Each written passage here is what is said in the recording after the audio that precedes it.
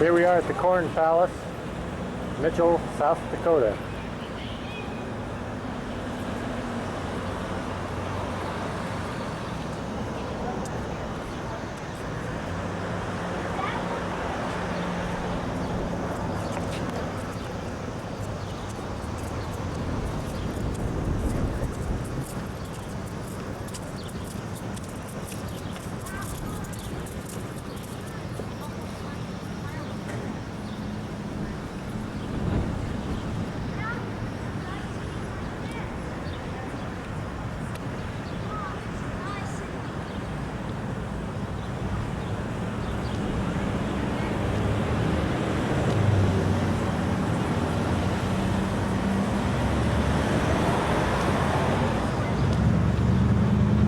It's all made out of corn.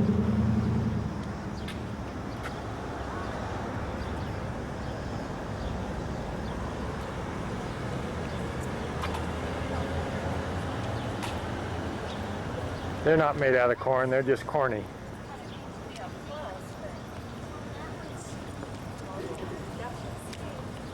Here's the skier. Where's the skier? Right there. Show me.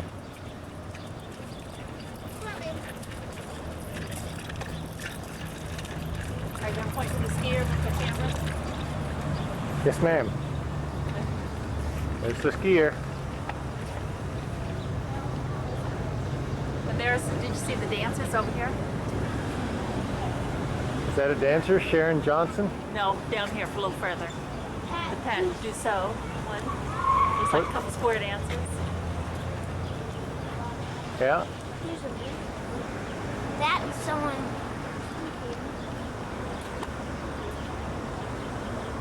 Looks like some oats and some barley in there.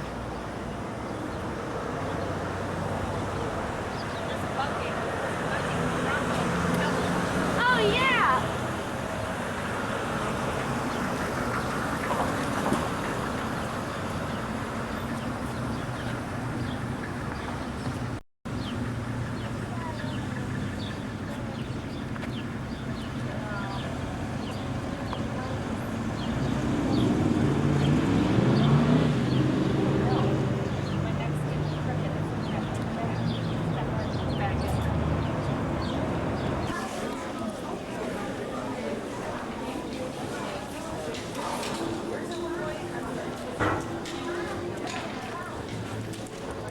Here at the Corn Palace, they have a notebook for each state. There's Connecticut. Yeah, here. And we're signing Florida right now.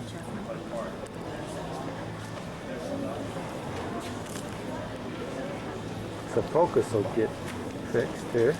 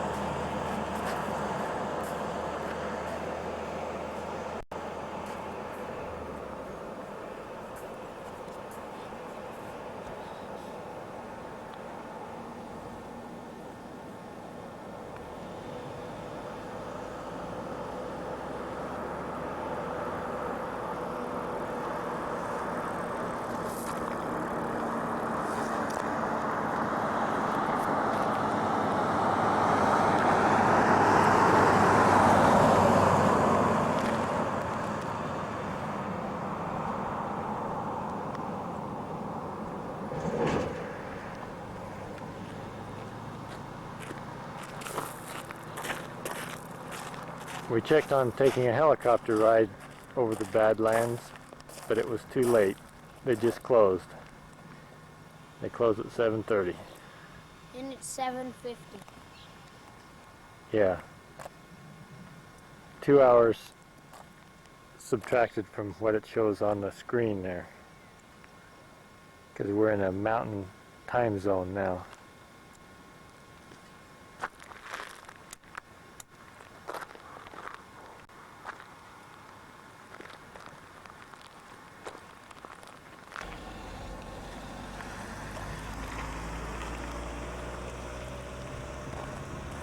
Sorry if I take your picture?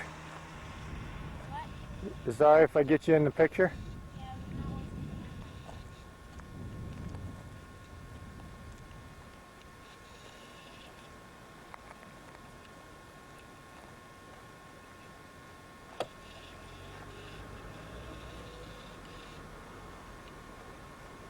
Tell us to stay on the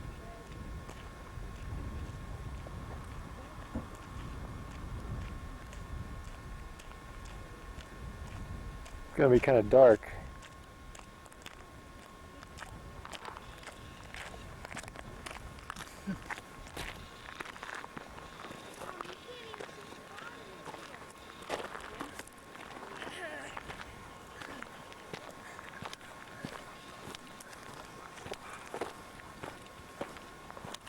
Don't fall in. No closer.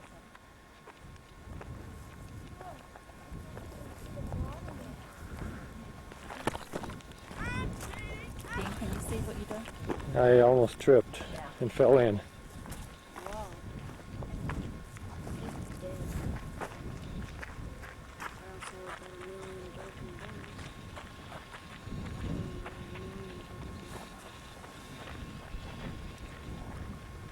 What do you think?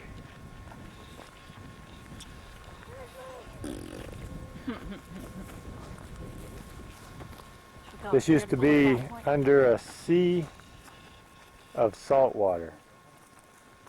And one day the earth mounded up and the elevation got so high that all the water eroded off and formed these caverns. And you can see that this is a very good place to study archaeology. In fact, it's the best place in the United States. They've found three-toed horses. They're fossils of the three-toed horses that are about the size of dogs, and fossils of saber-toothed tigers, and lots of other prehistoric animals.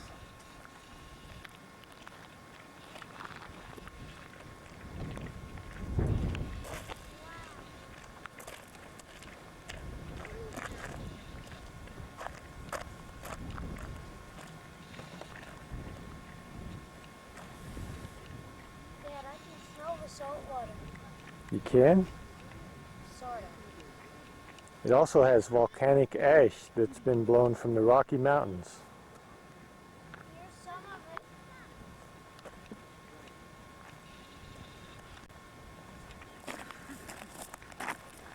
it. Yeah. Those orange stripes you see in the side of the mountains are caused by iron deposits. And once in a while you'll see some purple stripes. Those are caused by oxidized magnesium.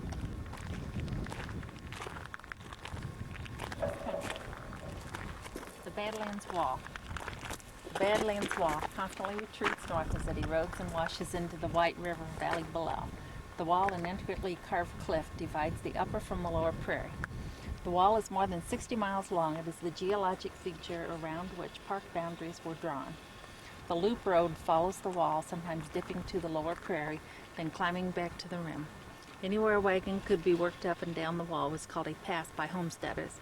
Getting a team and wagon through one of the steep, uneven passes was not to be undertaken lightly. Today, daily, thousands of people easily negotiate the passes in pickups and automobiles. That's okay. That's a colorful shirt. It'll look good in the movie.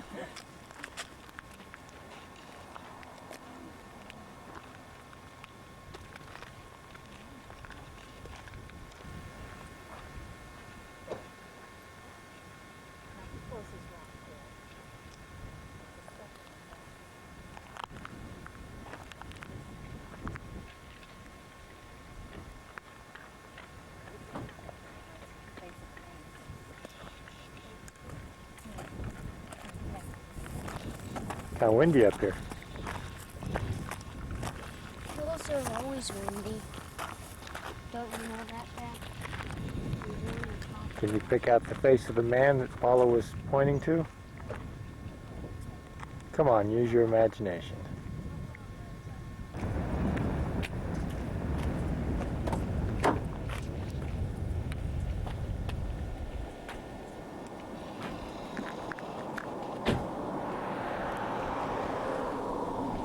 Just about sunset. Hi. Hi.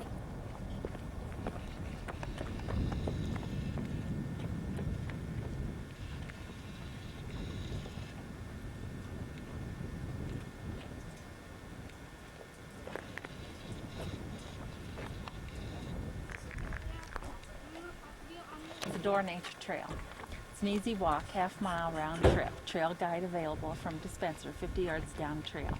This trail probes a classic landscape where the birth and destruction of the Badlands can be read in the layers of rock.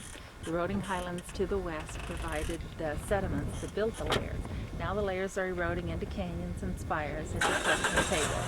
The trail is wheelchair accessible to just past the open door. There the scene can be viewed and many of the features studied that are described in the trail guide. Want to go? Okay. Okay. You locked the car? No, I didn't. Did you?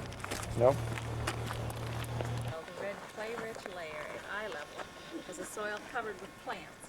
Many animals roamed the fertile plain, feeding, breeding, and ultimately dying. After being buried by sediment-loaded floods, which swept in from mountains to the west, the red soil was fossilized. Geologists call a fossil soil a paleosoil. How flat was the ancient plain? Focus your attention on the red layer in front of you, to the right, to the left, and exposed along the Badlands wall through which you came via the door.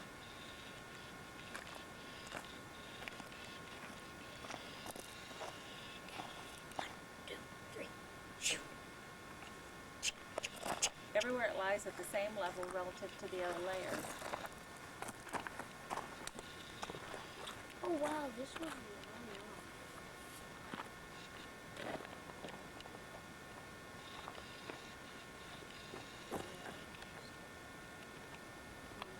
We will encounter this fossil soil throughout our walk. It will serve as a reference point as we build up the story of how the material of Badlands came to be and how it is eroding away. The red paleosol, 87 fossil soils have been identified in the carcass at eye level, but we walked upon a volcanic ash containing a small percentage. There's some mud over here.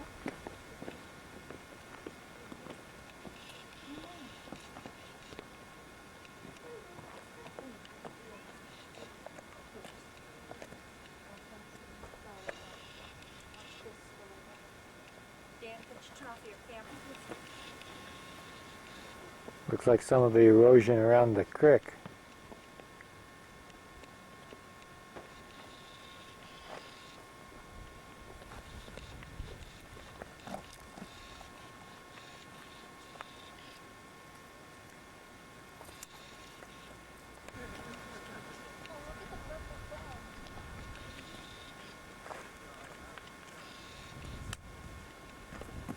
No bugs. Wow. Where's the yellow? There's people way out there. Okay. Where's the yellow thing?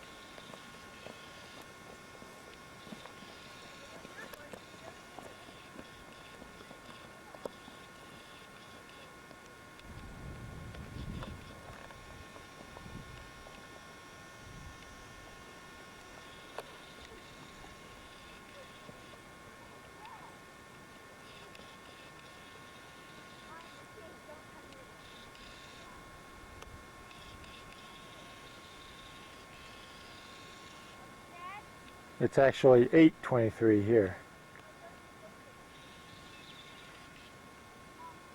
And the sun's just about down. What, Jeff? I was gonna ask if you meant for us to come back too. No, you don't have to.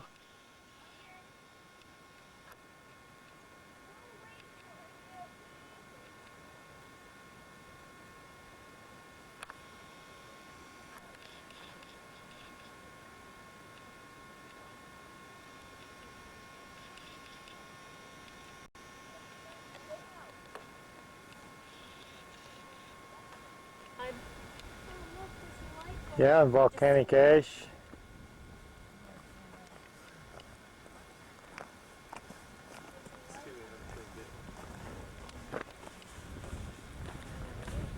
Is there a pretty good view from up there?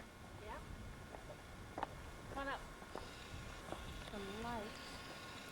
Mom, let's try to get to that grassy area up there. Oh, maybe. Okay, let's go to the show.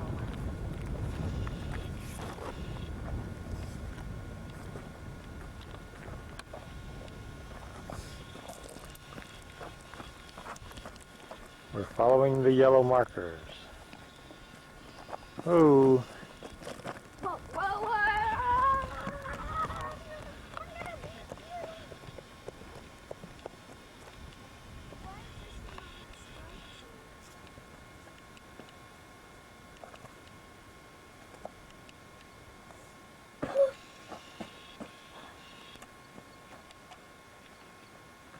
well, we're to the last yellow marker. Looks like the end of the trail. Is that a neat view, Jeff? Yeah. I'm coming over. See any dead people over there? Mom, look at that hole. That hole down there. Yeah. You can hear the wind.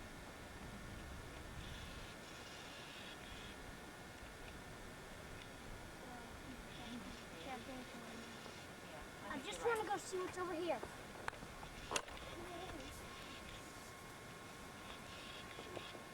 Okay, no further.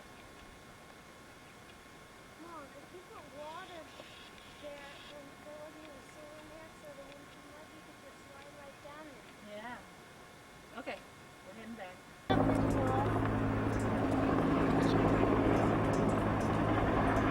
Well, here we are.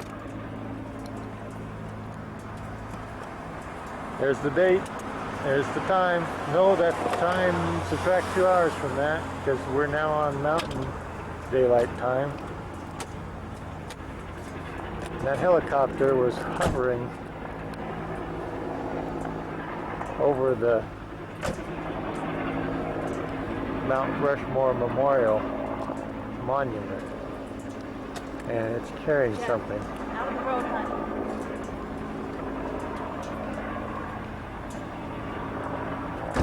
Or, yeah, there down below. See, it's carrying something. So we don't know for sure what it was doing hovering over the monument, but maybe they're repairing it.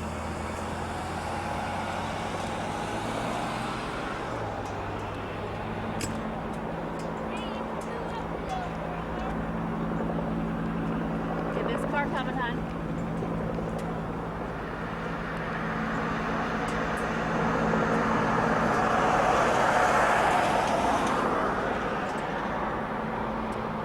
Get a good picture.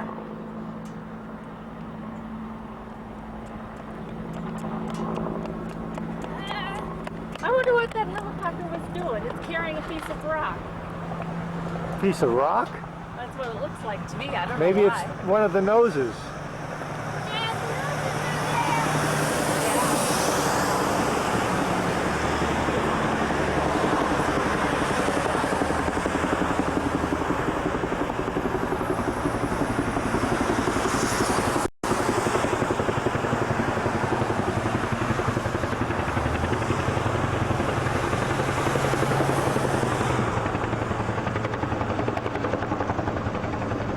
Well, it's got streamers behind it. See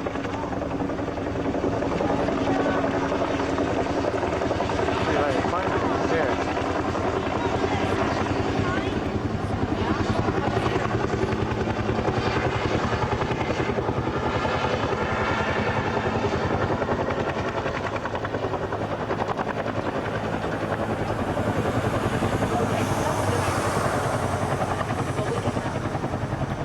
I came back here to tell you to drive up. Oh.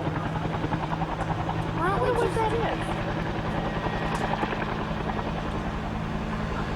why don't we just drive right up in front of it? A little bit closer. Yes.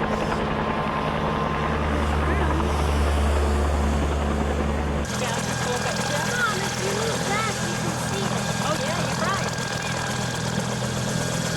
We were told that this helicopter is being used to take supplies up to the monument for the guys that are working on it, trying to keep it from cracking and breaking away.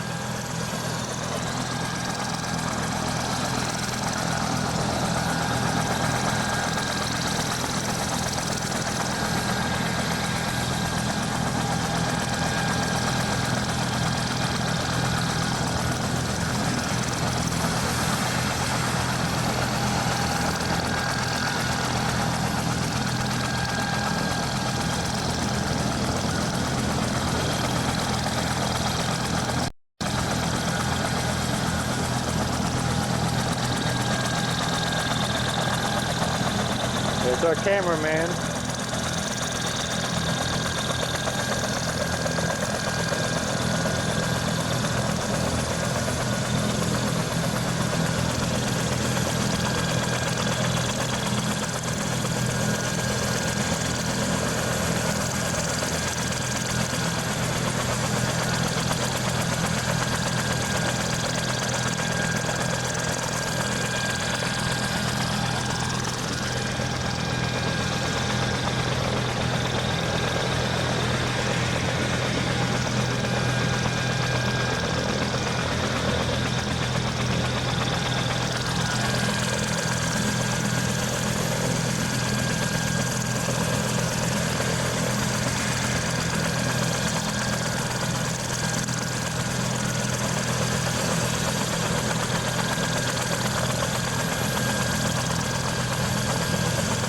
There's Paula trying to get some secret information.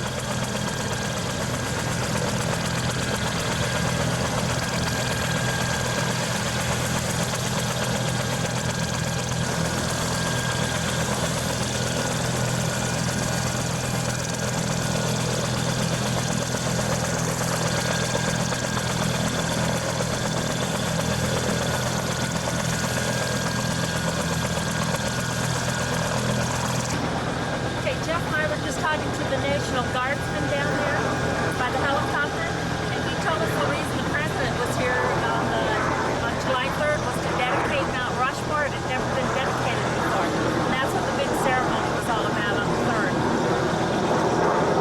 They're removing some of the supplies that they used in the ceremony from Mount Rushmore. That's why the big helicopters are up there.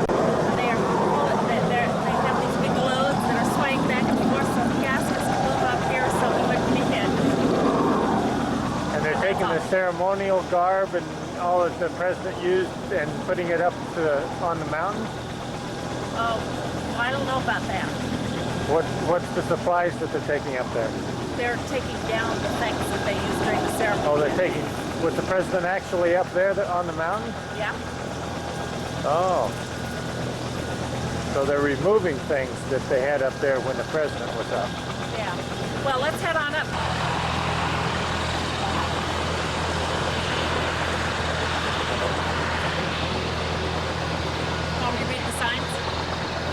No, it's all right. They're big enough.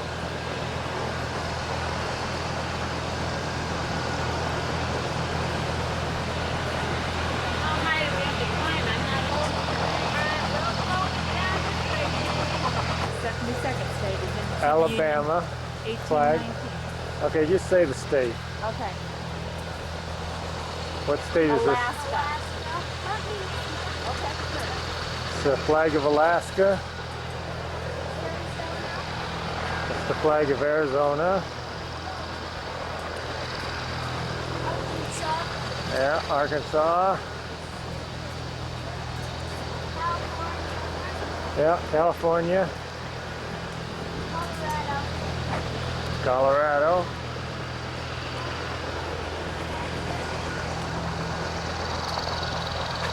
Connecticut.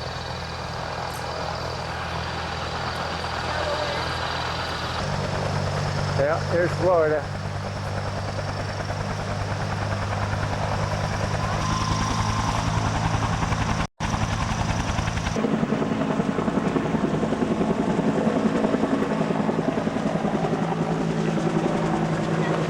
There they go with another load.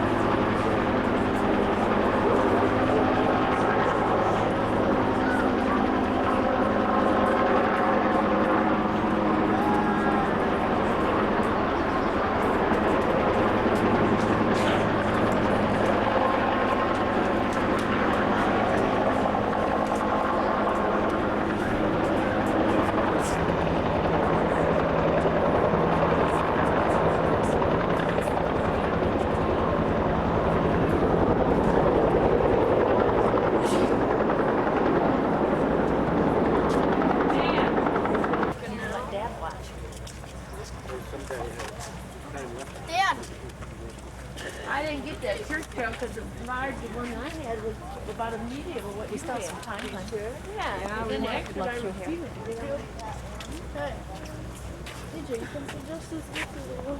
Can't see anything but hair. Here, Jeff. But Dad No, just ran out. Oh. I That's have all right. another quarter. No, no, I don't No, want no, that. Dad's joking. I can see Dad's fine. joking. But it was a neat view, wasn't it? Yeah, I wanted to see it again. I didn't wanna get see to some more? see Abraham Lincoln's Okay, place. go ahead. Do they have It's only a cracks? quarter. Well, they're I couldn't they're find lines. I don't know if they're really cracks, but there's certainly lines on their faces.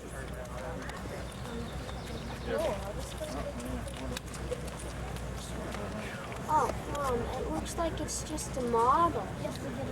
Looks like the eyes are kind of hollow. Does it look like they kind of chunked out their eyes? I know, it looks like...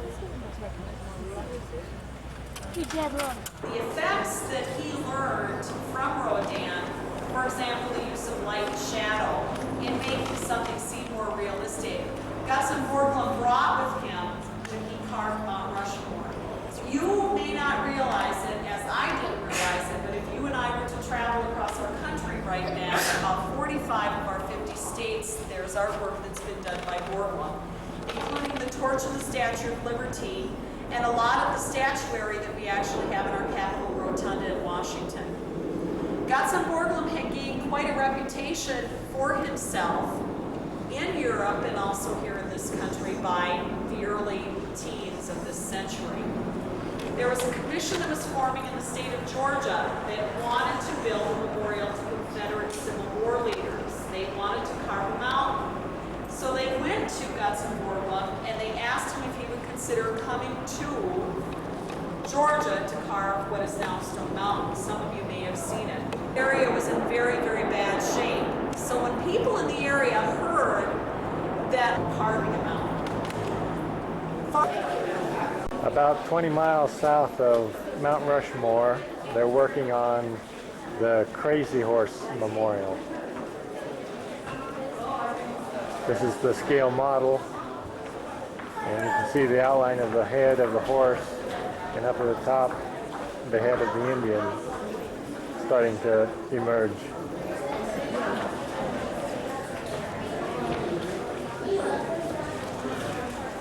It's not federally funded, and it's taken them 50 years to get this far.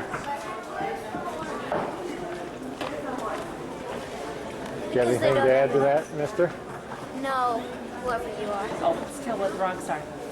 Okay, the part of Crazy Horse. What? The part of Crazy Horse Matt will turn it off easily. And they're free to visitors. Oh, And- get that on tape. Can't wait to get one for Grandma and Grandpa. We'll get two pieces for This it's ultimately supposed to look like, with a football stadium Oh, and wow. a university for Indians. What's this for? What's the date today? 10th? Well, our first stop on Thursday is the Big Thunder Gold Mine, where we can mine for gold. We had a relaxing evening last night in the Holiday Inn, which was a little better than our stay at the rest stop the night before.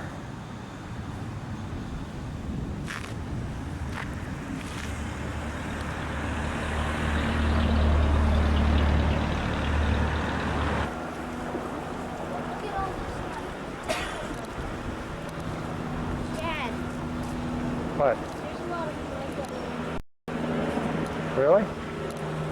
Grandma and Grandpa's rock. Not a lot, but they don't chip.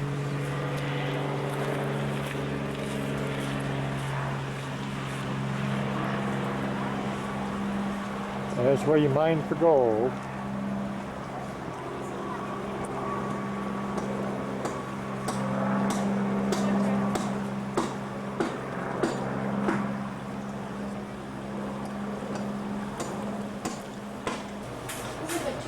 Mom, here's the real head. Is that you? Yeah.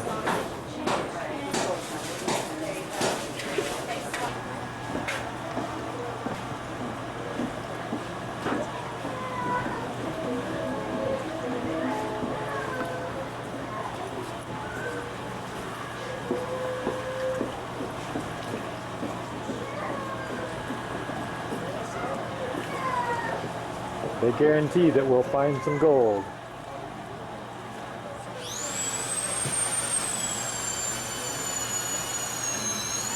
You can either pan for gold in the troughs, or you can go over in the stream and pan for gold.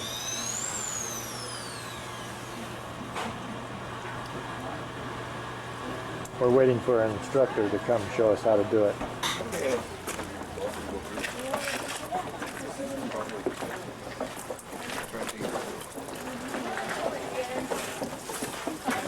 Well, first of all, why don't you guys step back for just a second?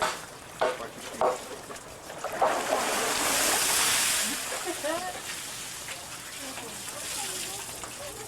A little bit up, just a little bit too much. That one is a little bit wet. That's the funnest part of the job. Okay, now hopefully it won't be rolling over the edge of it. Okay, now if I come up here and then fill those little black vials, you ready to fill that little black vial about half full of water.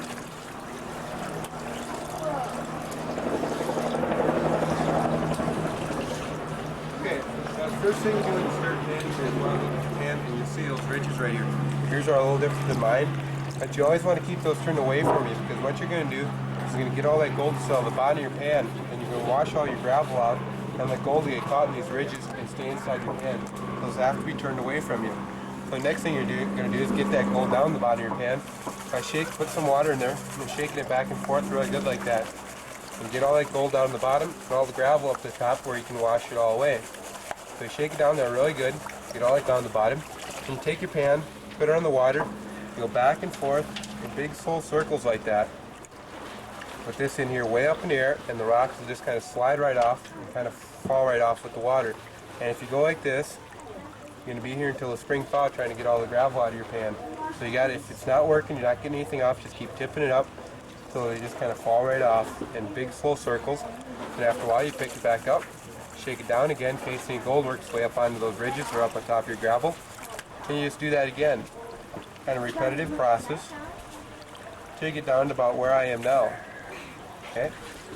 And that's what the trick's for. And if you notice what I got now, and remember what I started with here, I had a lot of rocks in there and a lot of big rocks. Now I have nothing left but a really fine gravel, which I should be able to find my gold in there if there's any in there. So the way I'm going to go about finding my gold now, so I'm going to do a different little type of thing here, is I know the gold's the heaviest thing in my pan in comparison to any other rock. It's the heaviest rock in my pan. Spider. Okay, but you shake it up here to the top, front of your pan right here, and if there's any gold in there, it's going to be right up here in the front. Then we'll slide all the lighter rocks off the top, and hopefully leave that gold sitting up here in front. So I shake it up there using a lot of water again, and slide it back off the top, and then you just kind of take your water, and move around and around circles like that, and you'll see I have one flake of gold up there in the top of my pan. And for your home viewers, Thank you. right there. Okay? Now the way I go about getting that out, I dry my finger off to my shirt or my pants or something like that, get it really nice and dry. Put a dry finger right on top there, and it comes right off of my finger. Then you take your old vial, that's about half full of water, you cover off, put your finger on top of the vial, and just flip it up like that, and the water will wash it right off your finger and your vial. And you always want to be careful, always put the cover back on your vial after you have some in there so you don't lose it. You can't keep it. So. Alright, but now, what a lot of people do, and that's the reason what I did worked, they think they're done now and they dump it all out. So, but what I'm going to do, and if you're smart, what you'll do is you lose a little bit more gravel, and you go through there, and you do that little step again there by shaking it all up to the front, and sliding it back off there again, and you look around there, and see if you have any more sitting up there on top. Now you can see I didn't have any, but just because you found even 5 or 10 in the first pan doesn't mean that's all that's in there. If you always have more hiding underneath here or something like that, you'll never see. So you want to make sure that each time after you're done, get rid of a little bit more gravel, then go through there and look again. And then when you get down to a certain point, you'll know that there's none left in there. So then you can just dump it out, and then you go through any of the troughs and find any of the gold ore, gold placer, I guess it's called. Find any of the gold out of the pan or the trough, and you can also go to the spade and find some of that. Alright, then you go ahead and have fun. If you guys have any questions, give a holler at the gift shop and come down and help you out. And I'll be down here for a while helping you out. Thanks. Alright? Yep. Okay, get some water in there. Shake it all down like that. Get it all. Get some water in there. Dip your pan under the water. Okay, then shake it down. No, pick it up. Get all that water. Get all that gold down the bottom so you don't lose it. Give it a good vigorous shake. Get mean with it. There you go. Okay. And put it on the water like that. Go around in big, slow circles. You want to lose those rocks. Here. Yep. That's what you want to do is lose the big rocks. There you go. Okay, now pick it up. Shake it down again.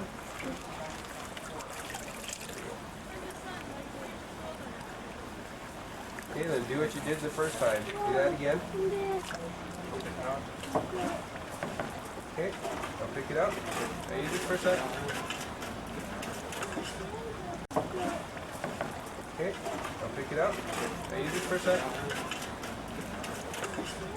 What you're going to do, shake it all through the front like that.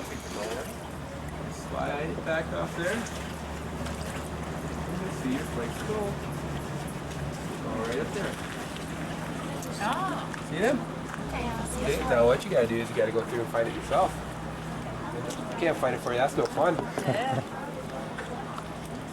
Ooh, you see them? Yeah, there's a lot. Wow. Get them off with your finger when you see them. A lot of people think that Put them in your vial. it can be right down here in the bottom. And then with the ridges, as long as you don't dump it all out at once, as long as it pulls over the ridges. Okay. Want me to hold the pan for you? Or around? Okay. Just a minute. Get your lid off of your vial.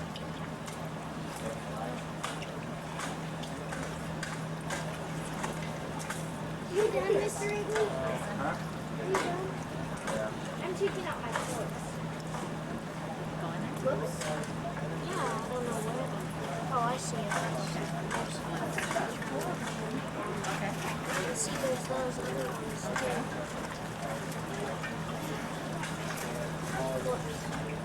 Get the water off of it.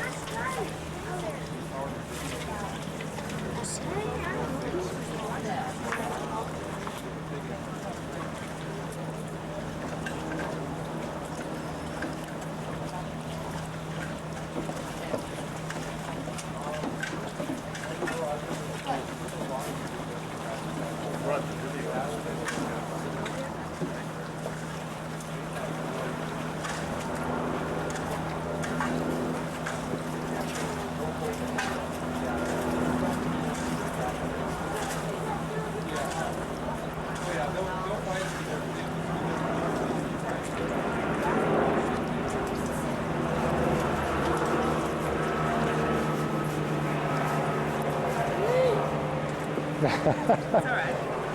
Did you get wet? No. Oh.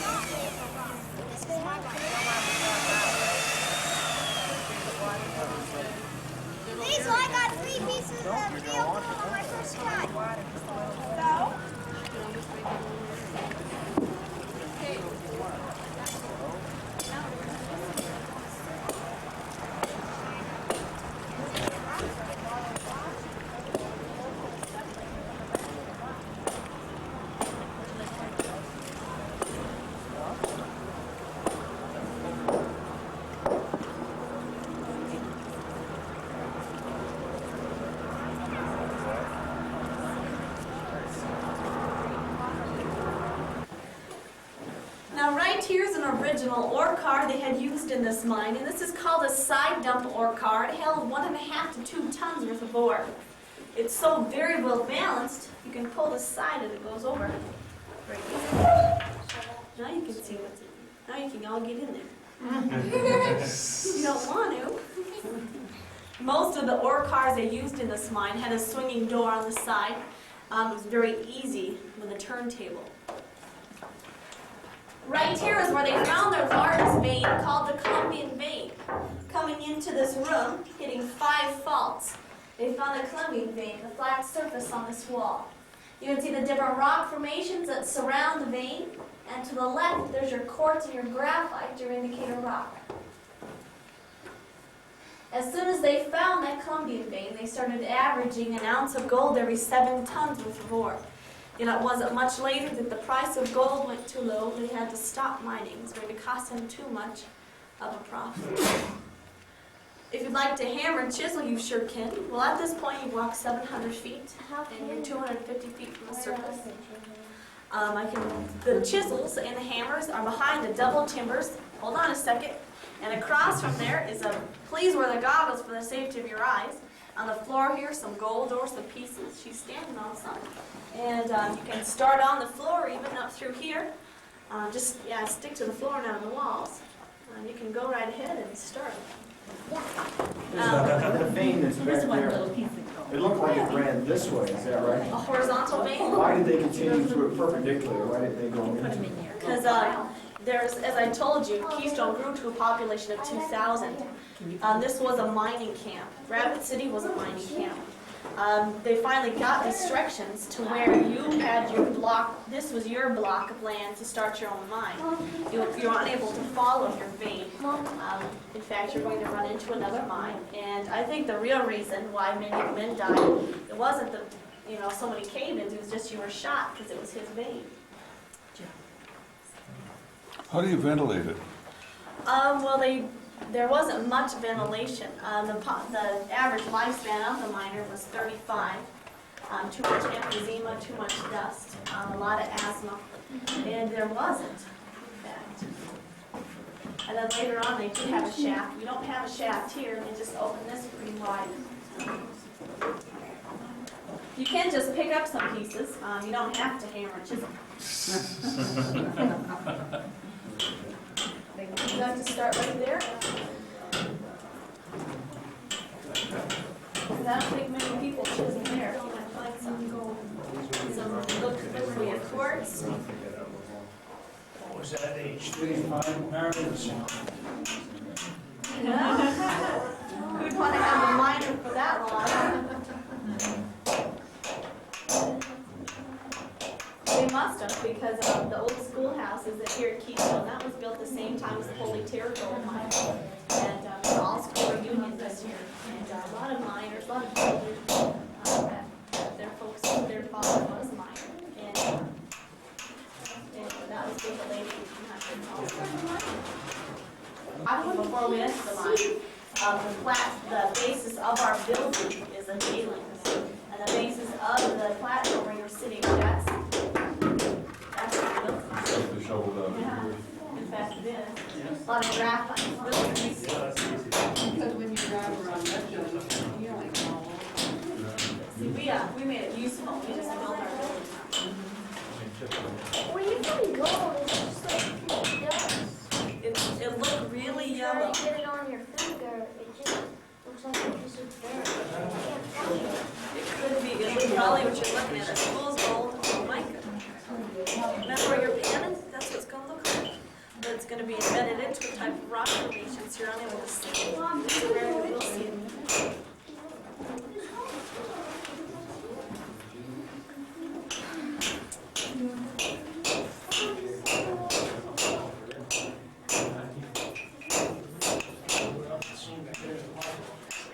Oh, did you? Yeah. Oh, so you did get to see it. Sometimes they hide.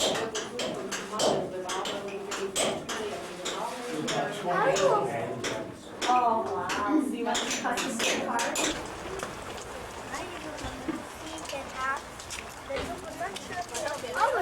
It's so hot.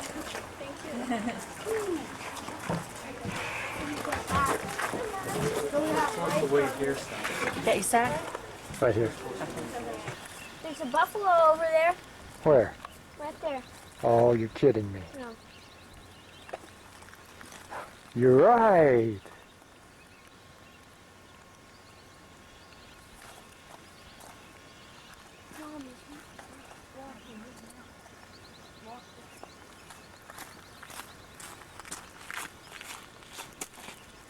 Looking for some more grass.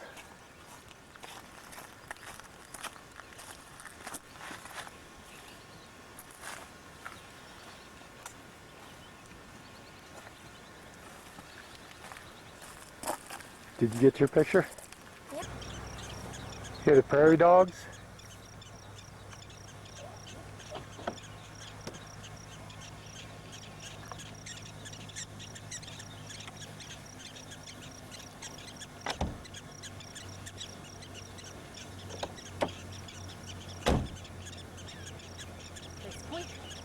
Can you hear? Yeah.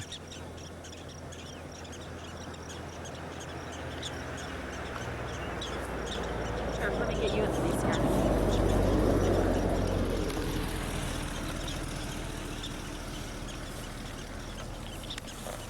Let me see, don't go too far away because I may have to ask you questions on how to operate this.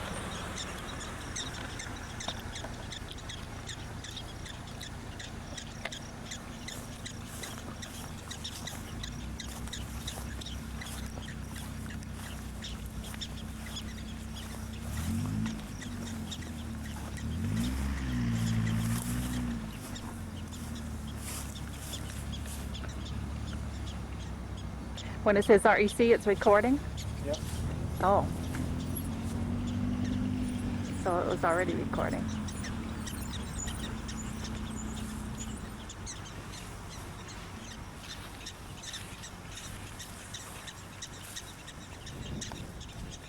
Just found something.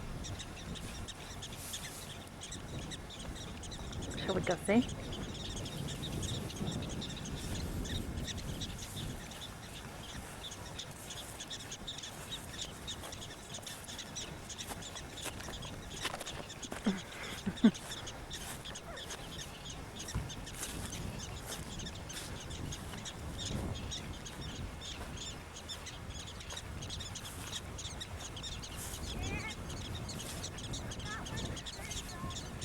They leave a lot of holes. You want to see a fresh one?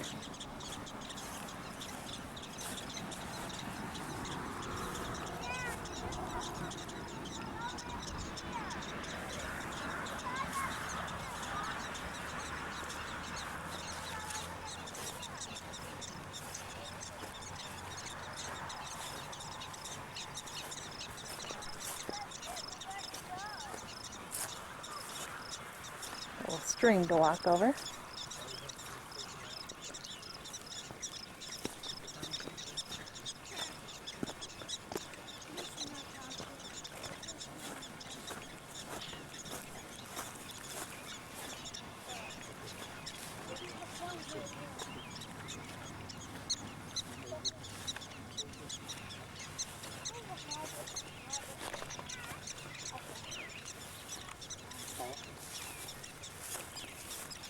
Oh, did you rewind it? Yes. Oh, I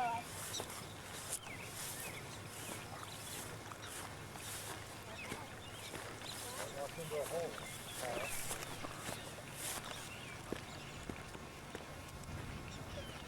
don't get tricky. That one I got really close. I got way.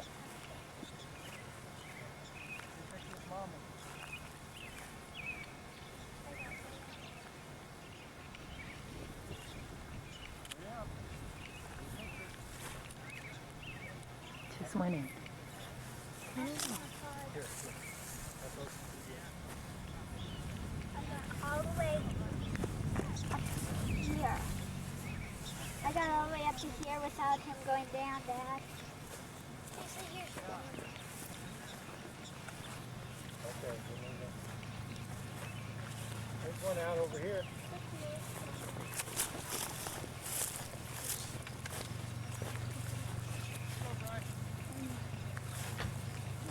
Look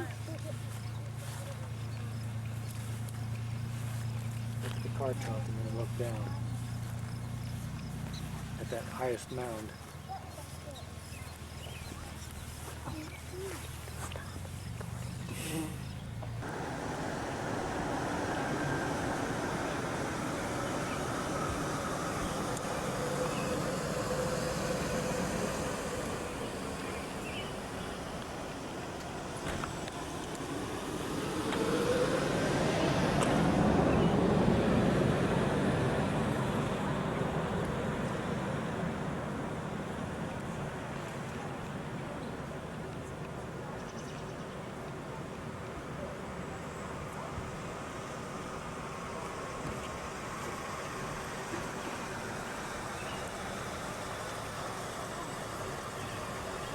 Is a reprint of an older map. It shows 51.4 miles of passageways on here, and now we're up to 59.7. And so hopefully by this month, we should be up to 60. We have about 8 to 10 caving trips a month. Anyway, this is the visitor center right here where I told you the tickets.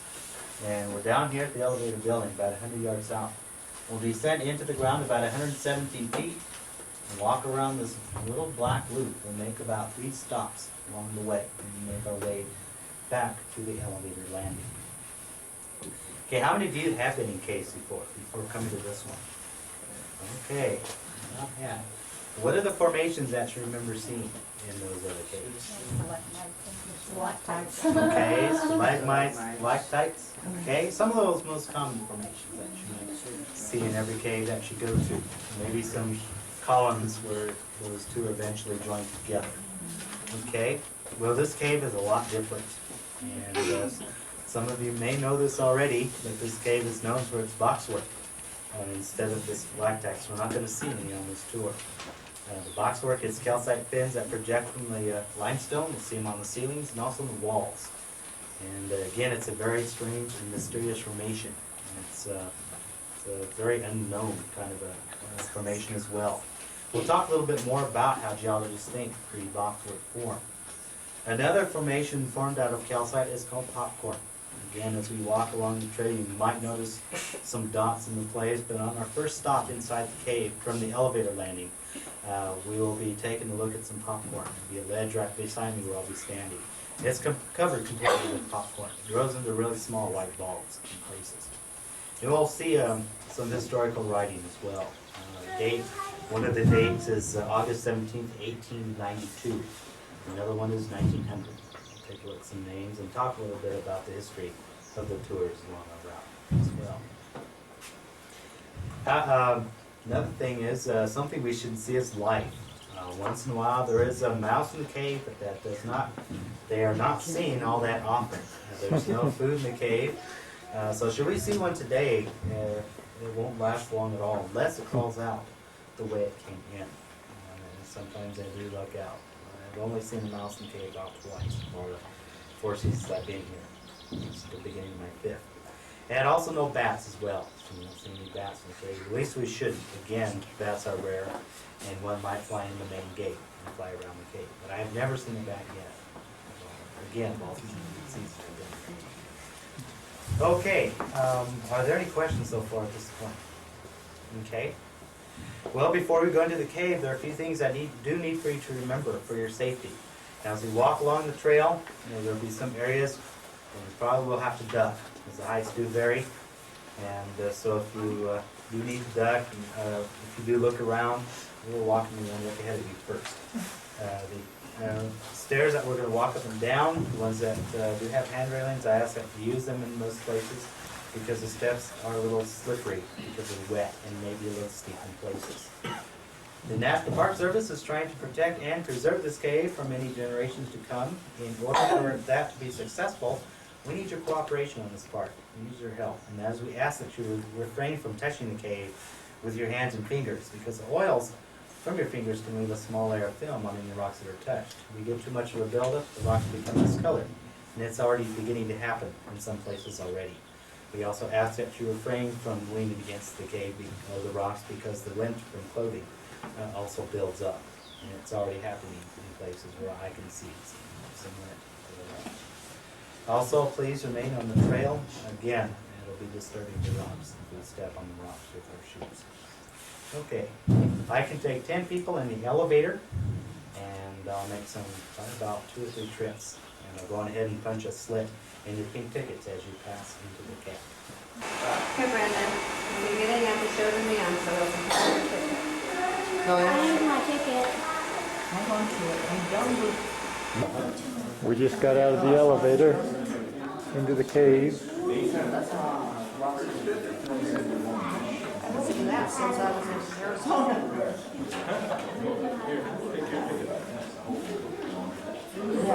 Yeah, I was ready to do that myself. It is. Who cares? Except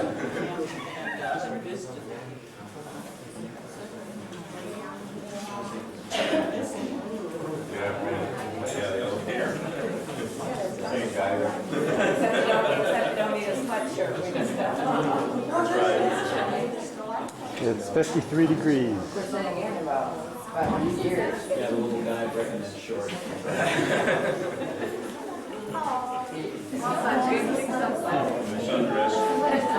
Work for them. And McDonald, family named McDonald happened to drop by the same year, and they were looking for work. Well, Jesse McDonald, the father, became the manager then, the property including this cave, because he got a job at the company. Well, in 1890, his 17-year-old son Elvin had crawled into the cave and started exploring from that day on. The actual cave exploration began during that era. From that day on, he explored almost every day for the rest of his life. And each time he went in, he would go further into the cave, and more passageways were found. Well, they guided tours in 1891 then. And because all the passageways that we're walking today were all here, they're kind of opened up by Elvin and his brother Elmer. Well, they first toured the pathway which we use today for the natural entrance tour. The main gate was built by then, and steps and ladders were put in. And we had tours. Well, this attracted the attention of geologists and scientists, and they started coming down here and started conducting research on the cave. And they ran into a lot of complications and challenges. All the questions they've come up with so far, probably less than half of them already answered. We know a little bit more about this cave than we did a century ago, but not a whole lot more. Still have a long, long ways to go. But I don't think we'll ever get down research in this cave. Some of the questions they've come up with so far is how big is the cave? What formed the cave? When exactly did the cave start forming?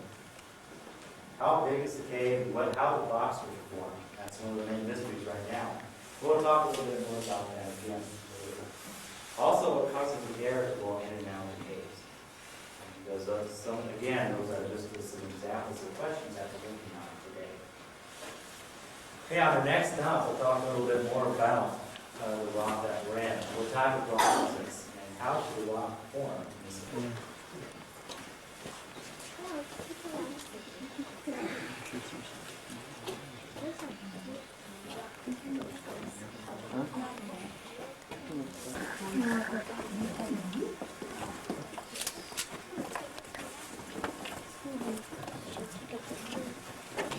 Look how deep it goes.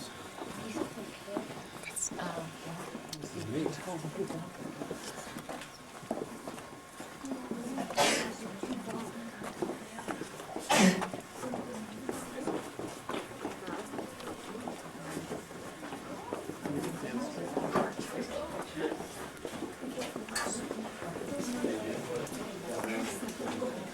Another difference about this cave is I'm sure in the other caves that you've been in, you've seen a lot more water dripping in the passageways. Well, there's one more difference here is that there's a lack of water in most places. Choke cherry used by pioneers for jelly and flavored food of foxes, coyotes, rodents, and birds.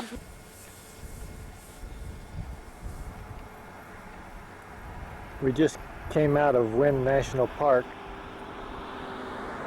Just saw Wind Cave. And we see some antelope. or deer. Not sure what it is, but there's some babies.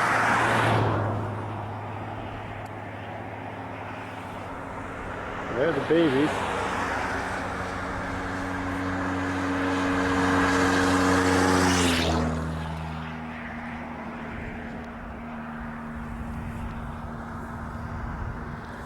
Did you get a picture?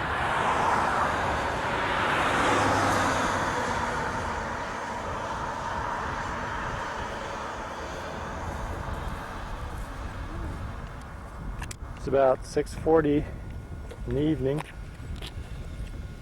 And it is.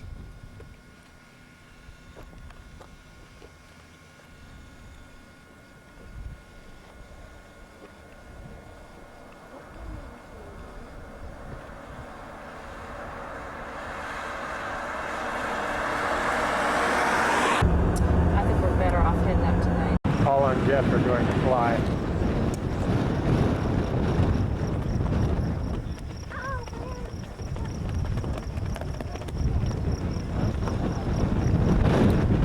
We only had room for 2 people. So Paula and Jeff are going to go up.